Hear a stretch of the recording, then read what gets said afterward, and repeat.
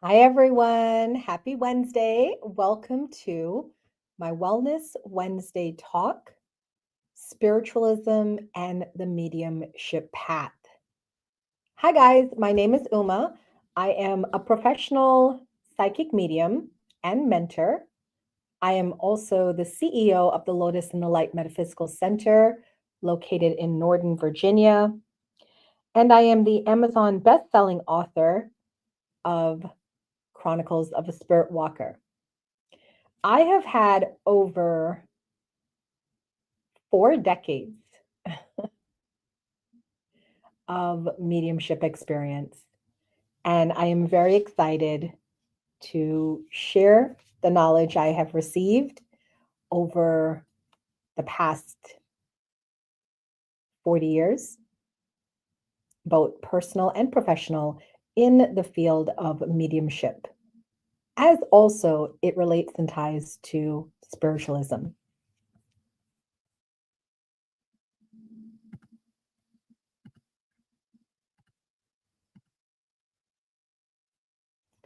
So I am what they call a natural medium. That is someone who is born with the abilities. And there's a difference between a natural medium and a developed medium. I used to work with a professional medium who was a developed medium, and he came into his abilities in his later years. So he was able to have a normal childhood and normal life before this stuff. Unfortunately for me, um, my gifts, my abilities did not turn off or recede during my formative years. So it was a blessing and a curse. It's the best thing that I can tell you. It was a blessing and a curse. But here we are, and I'm ready to share these information with you. I'm also a fourth generation healer. My mother is the premonition dreamer. My grandmother was a natural medicine woman, and my great grandfather was a natural healer. He did massage and the essential oils and things like that, natural remedies back then. So it's safe to say that I have had a history and plethora of experience in healing, psychic, mediumship work. Formerly, I've also trained for 4 years at the Arthur Findlay College in Stansted, United Kingdom. I've also trained professionally with some amazing mentors that I'm going to shout out now because I love giving credit to my mentors. So, um, and there's no particular order. It's just, as I remember my mentors, Mavis Patilla, Janet Nohavik, John Holland, Colin Bates, Eileen Davies, Matthew Smith, and so many more. I'm very grateful to them for their tutelage and for everything that they taught me because I am here today with you guys sharing all this information with you. I've also been practicing as a professional medium for the past 10 years, and I've also been training up and coming psychics and mediums for the past 10 years. So this kind of work is something very close to my heart. And I feel like the more knowledge we share, whether we share it for free or we share it in mentorship programs or whatnot, I feel it's so important because as the world changes, we're going to have a lot of people looking for more natural remedies, natural connection with our spirit friends. And I feel this information can be helpful. Thank you to those of you that are watching this live. And please, if you can, like my video to show support. I really, truly appreciate it.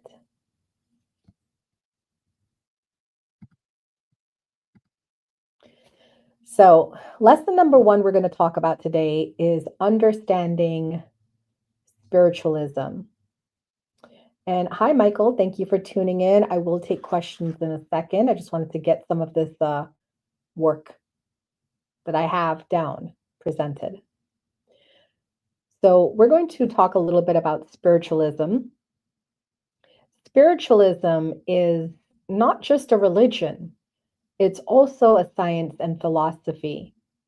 And it's based upon the demonstrated fact of communication by means of mediumship with those who live in the spirit world.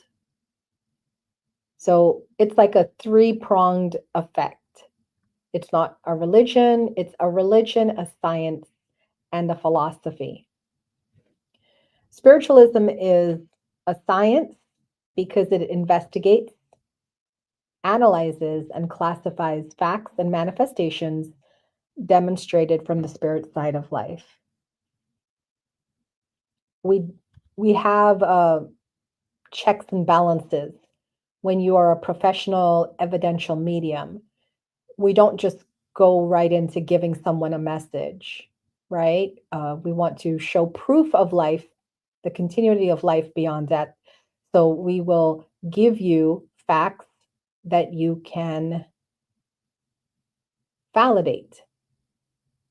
So, as a professional evidential medium, I won't come to you and say, I have a message for you from your grandmother. I would give you facts like her name or her date of birth or where she lived or a memory that you two shared, something that would let you know that I am communicating with your grandmother. Okay. And that's why we say it's a science because we're looking at the facts of the communication. Spiritualism is a philosophy because it studies the laws of nature, both on the seen and unseen sides of life, and bases its conclusions on observed facts. It accepts statements of observed facts of past ages and conclusions drawn therefrom when sustained by reason and by result of observed facts of the present day. I know in our field of psychic mediumship work, there are a lot of charlatans out there, and there's a lot of untrained people out there as well that are just kind of saying whatever feels natural to them and comes to mind. And that's understandable because there's a lot of people that have untrained natural ability. Like I said, there's natural mediums. But if you are going to give messages, I am going to say to do your due diligence and get the training you need so that you can properly deliver messages from the other side. Spiritualism is a religion because it strives to understand and comply with the physical, mental, and spiritual laws of nature, which are the laws of God. So there is that respect for a higher source in spiritualism. And for these reasons, this is why I call myself a spiritualist, even though I do not belong to a formalized church. I do abide by the principles of spiritualism, which I'm going to get into in a second. Now, I said I'm a spiritualist. What is a spiritualist? It's someone who believes, as part of their religion, in the communication between this world and the spirit world by means of mediumship, and who endeavors to mold their character and conduct in accordance with the highest teachings derived from such communion. Spiritualism changed my life. I was, like most people, a typical muggle. That's what I call people, right? Who live without ethics and integrity and are just kind of living the day to day. You hustle, you do what you can, you partake in things that may be a little immorally wrong, but it may get you ahead a little bit. I was just being a regular human being, looking out for myself and doing what I needed to do to get by. And then when I found spiritualism, it developed me.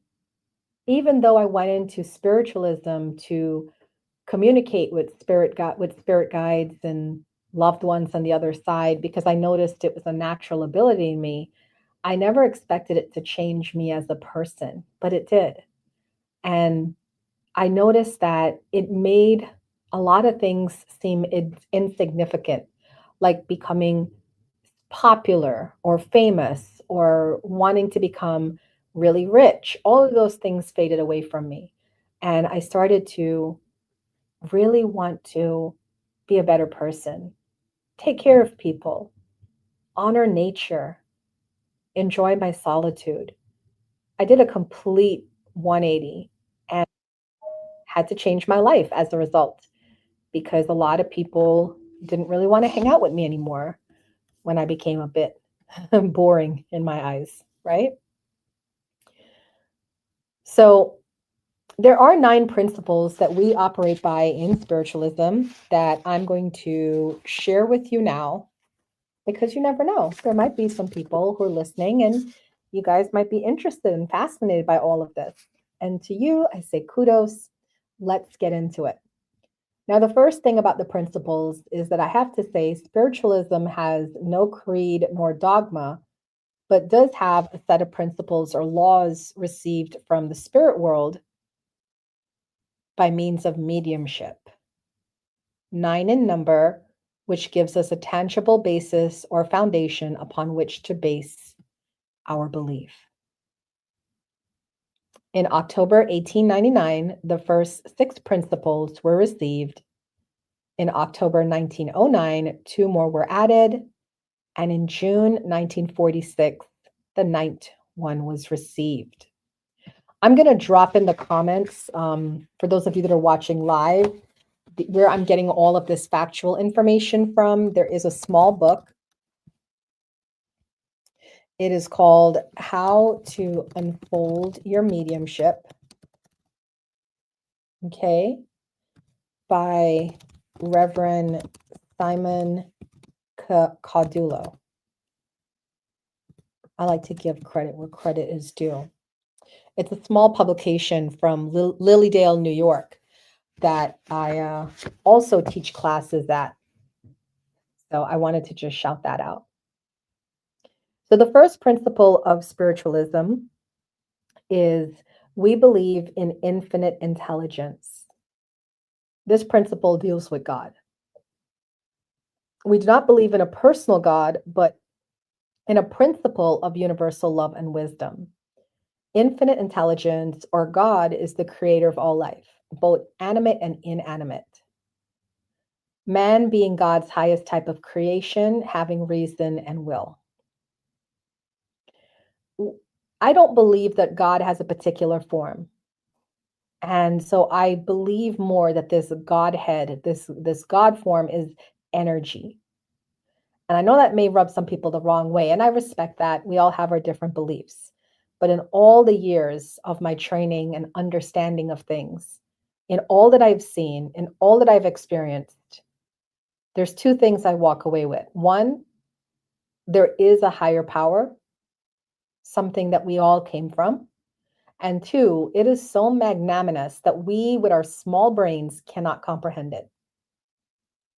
So I feel like this first principle is exactly what I believe in. I believe there's an infinite intelligence out there. I don't know what it looks like, sounds like, or feels like.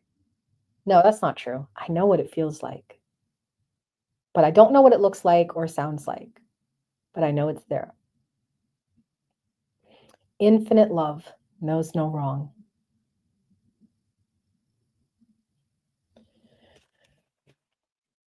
The second principle says, we believe that the phenomena of nature, both physical and spiritual, are expressions of infinite intelligence. So this principle deals with the idea of creation. We believe that God is the creator of all life, both spiritual and material. Science has given us proof that all life was created through a process of evolution, starting from the very lowest forms of life and evolving upwards. There is a book written by Andrew Jackson Davis, a very famous medium. He wrote a book called Nature's Divine Revelations. And according to Andrew Jackson Davis, having evolved out of chaos and confusion, many worlds and planets with their varied animals and plants, God laid down certain laws to govern that which he had created. Neither science nor history gives to us any instance where God ever interrupted the workings of nature's laws in response to human appeal for any reason. Therefore, we as spiritualists do not accept any statements of past ages that don't coincide with our present day understanding of these laws. This principle, this second principle, really highlights the understanding that we are the creators of our own destiny. A lot of times I get people ask me, why would God allow children to go hungry, people to suffer, women to be raped? And I say, you have to understand the infinite intelligence made a world and put laws in place, not man-made laws, God laws, right? Thou shalt not kill, thou shalt not steal. And when these laws are broken, then repercussions have to happen, right? And he cannot step in. Well, I say he. Let's clear this up right now, because me and the pronouns. I apologize, but I say he because of traditional um, formation in my youth taught me that God was masculine. But we know that God is not masculine or feminine. It's an infinite intelligence. So if I slip up sometimes, I apologize. So God created the laws to govern what he created. God will not step in when these natural laws are broken, and then a series of mishappenings happen as a result of those laws being broken, right? So that's my answer to people that ask questions like, why would God allow these things to happen? God neither allows nor disallows. God created, and then it's up to us to follow the natural laws. And that is me as a owner of a metaphysical wellness center. That is what I teach on, is trying to get people to understand the natural laws so that they can get their life in balance, and then things can flow the way they want it to go. So the second principle reminds us that we are the creators of our own destiny. The third principle says we affirm that a correct understanding of such expression and living in accordance therewith constitute true religion. So this principle deals with religion. And true religion can be found in this principle. To the student of philosophy who's interested in tracing the word religion back to the Latin word religio, it means to bind anew. There have been and are many religions, and however much they differ in other respects, in this they agree that man has a natural faith in a higher power with whom he can commune, to whom he is related, and this life on earth is not enough to satisfy his soul. Spiritualism is the only religion mankind needs, as it gives a scientific explanation of the reason for man's existence here on earth. It's not based in folklore or fears, right? It's proof positive of his continued existence after death. It is the coming religion of the world. Without a belief in God, all religious aspirations must necessarily flounder. A true religion is highly desirable, not dictated by a false religious education or fashionable religious custom, but by the higher interests of the spiritual nature. Religion means growth, and as we grow intellectually, our ideas broaden and grow. We encourage questioning in spiritualism because there's some religions where you're not allowed to question. You have to accept everything as it is. And that's not true in spiritualism. You are encouraged to inquire, to ask questions, to ponder, because you have to find the truth for yourself. The Constitution of the US gives to every man religious freedom, which means progression. In past ages, new truths were repressed and man had not the right to think for themselves, right? So with this principle, it's a reminder that true religion, if you are in a true religious group, right, they would encourage right living. And right living means, again, following God's laws, nature's laws. Now, the fourth principle says we affirm that the existence and personal identity of the individual continue after the change called death. And this principle deals with the personal identity of the individual. It's not necessary to accept spiritualism to really understand this principle, but through our God-given gift of mediumship, we know that we do not lose our identity when we make our transition, right? When I'm doing a mediumship reading and I'm bringing through Aunt Flo, sometimes I might act like Aunt Flo. I might talk like Aunt Flo. I might have her mannerisms. And the person I'm reading for would say, oh my gosh, that's exactly how Aunt Flo used to be. How would I know that? Because her essence still lives on. The personality of an individual is many times expressed when the loved ones return through the mediums. So with the fourth principle, we prove that people do exist beyond death. And I love this fourth principle for that, because can I tell you, in all my years of living, people are deathly afraid of death. It's almost like they feel like that's the end of it. That's all. I will cease to exist. I will be nothing. But that's so far from the truth. You take everything with you, all your memories, your experiences, all your feelings, right? You take with you. And that's why, as a medium, my main intent in life is to live this life fully and to create as much harmonious and happy memories as I can.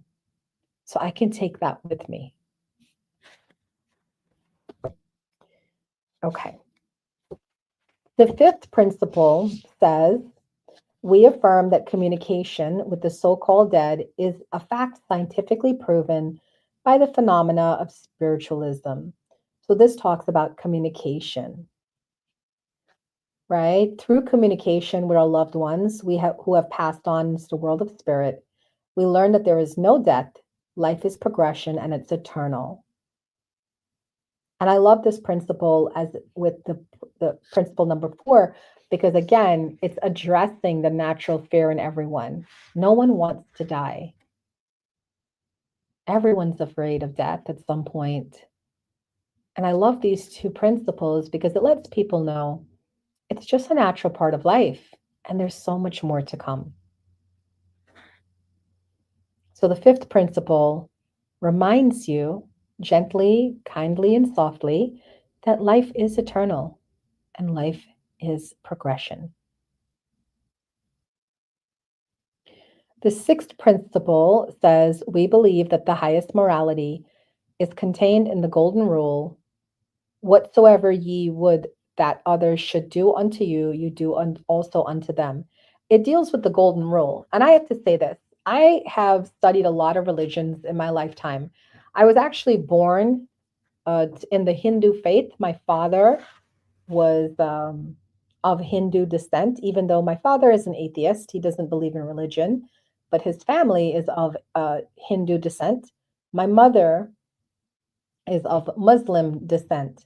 And when I grew up, they put me in the church where I forgot the name. Oh my gosh, it's not apostolic. In America, they say apostolic, Anglican. There we go. In the Caribbean, we call it Anglican. I was Anglican, so I was baptized, confirmed, all of that. It's the Church of England that broke from the Catholic Church way back in the day. So I learned all those religions, and then along the way, I learned about Buddhism and yoga, right, and Taoism. And all the religions have the same principle: do unto others as you would do unto yourself. So the sixth principle is a reminder of the golden rule, which I love because I live that in my life, right? Be good, do good, wish for others what you wish for yourself. The seventh principle, we affirm the moral responsibility of the individual, that he makes his own happiness or unhappiness as he obeys or disobeys nature's physical and spiritual laws. This is the atonement principle, right? You got to know yourself. And like I said in the first one, God does not step in to deal with mortal problems. You're going to get what's coming to you based off of your actions. And I think people think like karma occurs over lifetimes. Karma occurs right in the same lifetime. If you eat a lot of junk food and don't work out and don't eat healthy, right? You are going to develop health issues. It's not rocket science. If you continuously screw people over, live for yourself, then there will come a time when you will need the help of others and no one will be around. So the seventh principle is just that reminder that your happiness, your unhappiness lies in complete, direct, I can't find the word. It's whether or not you obey or disobey natural laws. That's it. The eighth principle, we affirm that the doorway to reformation is never closed against any human soul here or thereafter. This is repentance. Sometimes I think some religions, make you feel guilty, like, oh, if you live a bad life, then you're going to go to hell and, you're going to pay for those sins, but not in spiritualism, right? You can repent on the last day of the last hour, the last minute of your life here, and you can still move on to healthier, happier times. To many spiritualists, this is the most beautiful of our principles because through communication with those who have passed on into the world of spirit, we know that we need to not fear eternal damnation, no matter how many mistakes you make. So this principle alone, principle 8, gives a lot of people relief because I think a lot of us judge ourselves unfairly, right? We think we can be better, we can do better. A lot of us have that imposter syndrome. We don't feel we're that great of a person until people tell us we are. And this principle just is a reminder that no, you're a soul and souls are always good. Heaven and hell are not places. They're consciousness, right? You're in hell now. If you live for yourself, you're greedy, you're manipulative, right? You live in hell now. You live in heaven now if you share whatever you have, no matter how small or big. You love everyone.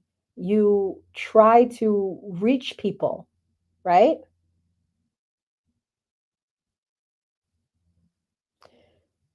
We have learned as mediums through communication that no soul is ever lost. Every soul has a chance. Every soul has the ability to do better and to evolve. There are no heights a person may not attain if they so desire. And finally, principle 9, we affirm that the precepts of prophecy contained in the Bible are scientifically proven through mediumship. So this principle deals with prophecy and asks you to recognize the divine spark in each person and respect them accordingly. It's funny to me when a lot of people come and say, well, what you're doing is wrong and you need to repent and what you're doing is against the Bible. And I say, do you know how many stories in the Bible contain mediumship? Um, the bread and fish that came to feed 5,000 people, that's apports, right? Mary hearing from Archangel Gabriel that she was pregnant with child through divine intervention. That's mediumship, that's spirit communication. right? Prophets going into trance, receiving messages from angels, trance channeling, right? So there's so many examples in the Bible of mediumship. All right, those are the 9 principles.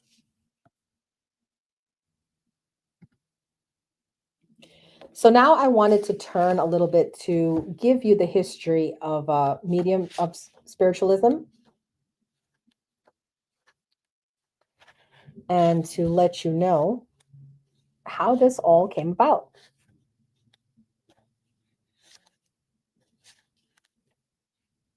If I can find it. I hope you guys are liking this little video that I'm making for you. Please, if you're watching it live, feel free to drop some comments. And if you're not watching live, you can also still drop comments on this YouTube or Facebook video that you're watching it from. I need my glasses for this. Okay. This is a short resume of the history of spiritualism. And again, this was written by Reverend Simon Caudulo, a teacher of science, philosophy, and religion in Lilydale, New York. He wrote a book, How to Unfold Your Mediumship, First Year Lesson.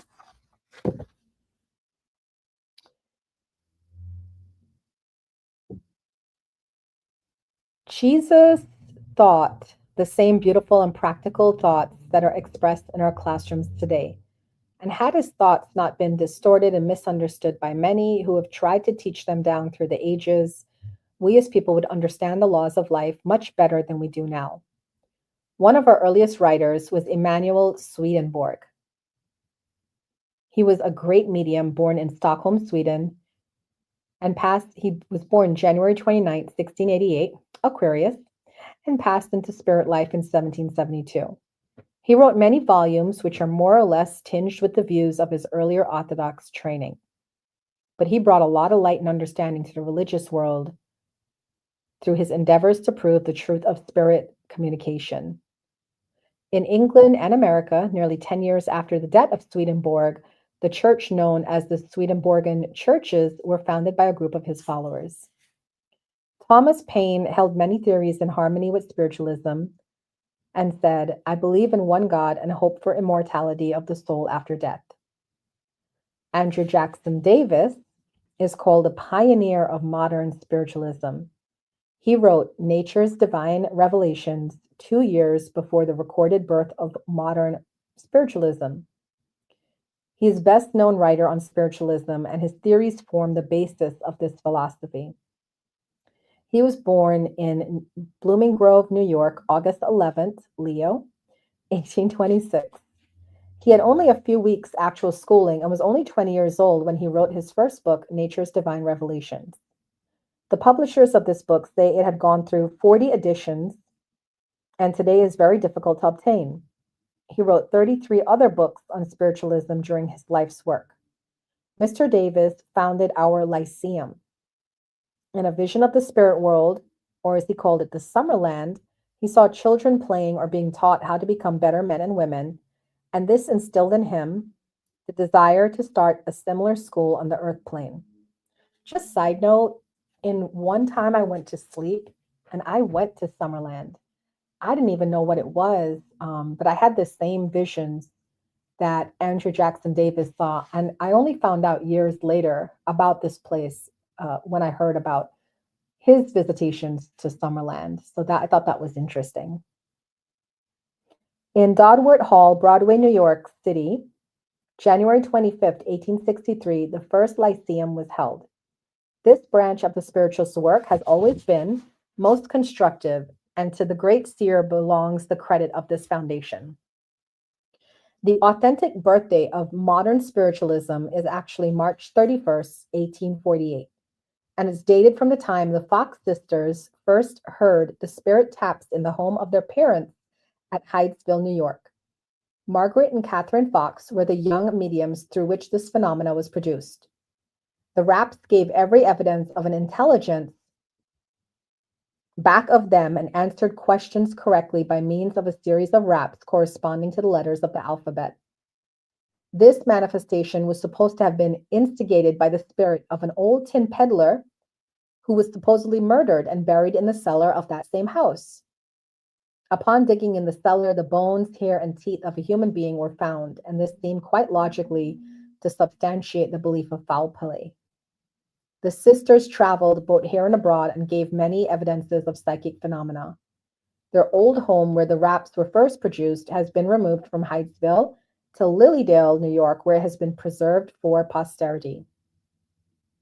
The next manifestation of any note was at the home of a Presbyterian minister, Dr. Phelps of Stratford, Connecticut, and again through the mediumship of children. One of the earlier books of note was written by Judge Edmonds and Dr. J.T. Dexter of New York and was entitled Spiritual Law. It was published in 1855 and purported to be communication from Swedenborg and Bacon. Other well-known writers in the 19th century were Moses Hull, Stainton Moses, Hudson and Tuttle, Charles Hammond, Professor Hare of the University of Pennsylvania, and many others. I know some of you listening right now are like, why is Uma going into all these boring names? Well, when I make these general videos for YouTube, I want to give people as much information. Some of you just like to listen to these little videos I make, and some of you like to do more research. So these are the names that you would want to research concerning the history of mediumship. Dr. J.M. Pebbles, who was a missionary at large for the United States of America, a noted writer and promulgator of spiritualism, is also given much credit for his efforts to spread the truth of spirit communication.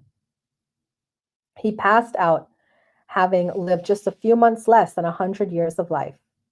There was also Alfred Russel Wallace, who brought out a theory of evolution. At the same time, Darwin gave his convictions to the world upon the same subject. His book entitled Miracles in Modern Spiritualism was written in 1894 and makes interesting and instructive reading at this present day. Sir William Crookes, a great English scientist, investigator, and writer, also had an important part to play in the history of spiritualism, and his experiments with the marvelous materialization medium Katie King have gone down in the records of spiritualistic history. Other noted mediums of the 19th century were Nellie Colburn, Maynard, who gave seances in the White House for President Lincoln, Dr. D.D. Holmes, the famous levitation medium, William Ellington, and Cora L.V. Richmond. The first Society of Psychic Research was founded in England in 1882 by Stainton Moses, who developed the phase of automatic writing to a remarkable degree, and Sir William Barrett. Its first members were Professor Henry Sedgwick, F.W.H. Myers, Dr. Richard Hodgson, Edmund Gurney, and several others. Mrs. Piper, a noted physical medium, came in for much investigation by the psychic research both in America and England, devoting nearly 20 years of her life trying to prove to Sir Oliver Lodge and other scientists the truth of spirit return. There was also Robert Vale Owen, Sir Arthur Conan Doyle, Lord Northcliffe, and William T. Stead, who was on the Titanic when it sank in 1912. There are many more wonderful people who have blazed the trail for us. And these are the people that created the history for spiritualism. All right. There are different types of mediumship. There is the active mediumship, where a medium is actually actively communicating with the spirit guides or the people on the other side. You would see a medium doing this in, say, a private sitting if you booked a medium to do a reading for you and they connect with your loved ones.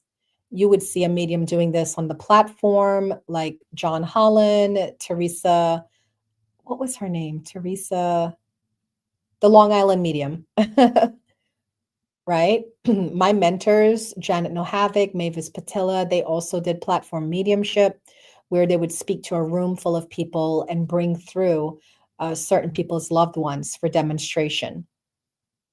Spiritual healers also use the aid of spirit helpers on the other side who have healing abilities and work with them to bring healing to a person. These are all forms of active mediumship. Passive mediumship is when the spirit is not actively doing anything, but staying in a passive place. So when we do mediumship development circles, I host a mediumship development circle at my studio once a month where it's usually people new to mediumship come because they want to experience mediumship for themselves. So we sit in a circle. There's no teaching, there's no lecture, there's no talk. It's just we sit in a circle, we play some music, and we allow the spirit world to communicate with us or to impress upon us. And then there's channeling. A great channeler is actually hailing from my state in Virginia Beach, right? There's the Edgar Cayce Institute down in Virginia Beach. And Edgar Cayce was known as the sleeping prophet because he would go into trance and bring through messages for his clients. And we're talking about a person who didn't even go to college. I don't think he even finished high school. And yet he was giving medical diagnoses and treatment plans and whatnot to clients who were affirming that all of this was true. So that would be an example of a trance channeler. And there's different types of trance channeling as well. There's the people who look the same, like Esther Hicks. She channels the teachings of Abraham. And then there's people like Edgar Cayce who go right into a trance. Okay. So different types of mediumship, different types of mediums. If you are someone that's interested in doing mediumship work, I do have a couple of recommendations before you actually step on the path. The biggest thing you want to know is you attract what you are. I don't believe in demons or ghouls or ghosts or goblins or anything like that that is hazardous to our health. But I do believe that when people cross over to the other side, there are different levels to the other side, and you go where your mindset is. So if you are a person with addictions, drinking, drugs, pornography, whatnot, and you go over to the other side, you're going to be on that lower level, right? As you have to work with your spirit team to overcome the things that were troubling you. It doesn't go away, by the way, guys. I think a lot of people think these things just go away. No, you have to work through it. You were supposed to work through it on the earth plane, but then if you don't work through it on the earth plane, you will have to go to the other side and work through it. And that lower level is very, very close to the earth. So that's why people feel like, oh, there's a ghost, haunting my house, or there's a spirit stuck on this realm. No, they're not stuck. They're just on a different platform, but you can feel them, sense them, especially if you have psychic mediumship abilities. You can sense them there, right? But you can sense them because you remember, we obey natural laws. So you attract to you what you are. If you have a lower energy, then you will attract to you lower energy entities, possibly them wanting your help. If you're on a higher vibration, then you can communicate with loved ones on the other side, spirit guides, even angels, ascended masters, depending on how high your energy is. So the first thing I would say to anybody interested in doing this kind of work is learn the natural laws, create a positive mindset, and learn about the other side. If you come into this work with fear, you're going to attract things that will make you fearful. If you come into this work feeling like it's a burden to do or that you have to do it because, God or the angels told you have to do it, then this will be a very unsettling experience for you. You have to release your fears. You have to become fearless in understanding that nothing can hurt you. This is all, by the way, mediumship occurs on the mental plane, right? Now, there are some physical mediums. There's a lot more charlatans out there than actual real physical mediums. I've had a couple of physical mediumship experiences in my lifetime that were profoundly deep and amazing, and I love it. And I want to have more, but I wouldn't lie on it and I wouldn't force it. I know when it's time for me to have it, it will happen. And I'm content with that. But there are people who force it or manipulate or lie. And then, they're going to get their own karma for that. That's for sure. So I would say, before you even begin working with mediumship, learn as much as you can. Watch free videos like this. A lot of the mediumship teachers, like myself, we put out free videos so that you can start to understand the science, the philosophy, the religion of this that we do. And it will hopefully help to ease your fears. The other thing you need to know before you actually step onto the mediumship path is that you need to have focused concentration. Your mind has to be strong. Because remember, mediumship is mental. It occurs on the mental plane. I have turned away students from my mentorship programs if they were mentally incapacitated or emotionally unstable. Why? Because when you're doing this work, we're in training, sometimes up to 6 to 8 hours a day. It's like running a marathon for 6 to 8 hours. You have to mentally be ready to do it. You have to be mentally ready to give readings. You have to be mentally ready to communicate with spirit. And I'm sorry, but if you are a busy, I'm just not picking on anybody, but I'm just giving an example. If you are a busy working woman and a housewife and a mother, and you have a lot going on, and you also want to have a social life, and you also want to do this and do that, you are not going to be the best medium that you can be because you have a lot going on in your life. When you come to this work, you have to be solidly focused on doing this work. Sitting in the power helps increase your focus concentration. I teach my new mediums how to sit in the power. Sitting in the power means blending your spirit energy with the spirit essence energy of spirit guides, spirit friends. You have to know how to meditate and do meditate because you have to, again, strengthen your mind. And you have to be willing to commit to doing the work. Get involved with a mediumship development circle. Show up religiously for those circles. Don't miss one. Get with a mentor. Learn from the mentor, right? Have someone guide you. Now, a lot of people will say, well, I don't need a mentor to teach me what is natural within me. Okay, you can think of it that way.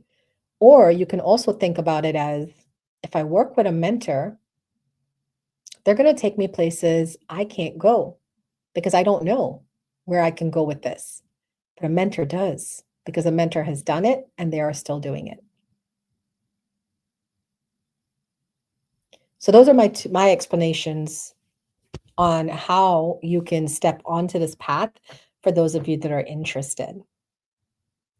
I want to thank you all for coming today and listening to my little talk on spiritualism and the path of mediumship. I hope this was helpful for you. My goal is this year to produce more videos like this on the different aspects of the work that I do at my center. And as always, if there is someone who is serious about starting this work or interested in doing more, there are several ways that you can connect with me. One, you can book a mediumship reading with me. I do 30-minute to 1 hour mediumship readings. If you do a 1 hour session, I also include soul alignment coaching. You can do private mediumship mentorship with me. What we do in that is we would book an hour session. I don't come with my class outline and itinerary of events to do. We sit in the power for a little bit, and then you tell me what you're wanting to work on or what you're looking to do, and then we just do different exercises, and I give some lecture on topics that are interesting to you. So it's kind of like we do what feels good to you. But if you actually want the formalized program, I do have formalized programs, right? I have an 8-week intuitive development program, a 4-week psychic development program, and a 4-week mediumship development program. And these are all starting this year. So right now, at the time of this recording, it's January 2025. And starting January 25th, I have the Sacred Lotus Intuitive Development Program. That's an 8-week program. For those of you that live in Northern Virginia, you can start the program on Saturdays, starting January 25th, running till March 15th. And if you're not in Virginia, you can opt for the online version that's starting on Sunday, January 26th, running till March 16th. And I would definitely recommend that you look into that. For those of you that are interested, the link is bit.ly/Sacred Lotus 2025. I'm going to drop it in the comments so that it can be on there for anybody who's interested in starting this program. But that's it. That is my presentation for today. I hope that you guys enjoyed it. Please don't forget to drop a like. And if you would love to drop a comment, I would love for that too. I do check my comments daily on YouTube and on Facebook. So I'm happy to hear your feedback and see how possibly we can work together in the future. Thanks, guys. Have a wonderful rest of your day. I'll see you soon.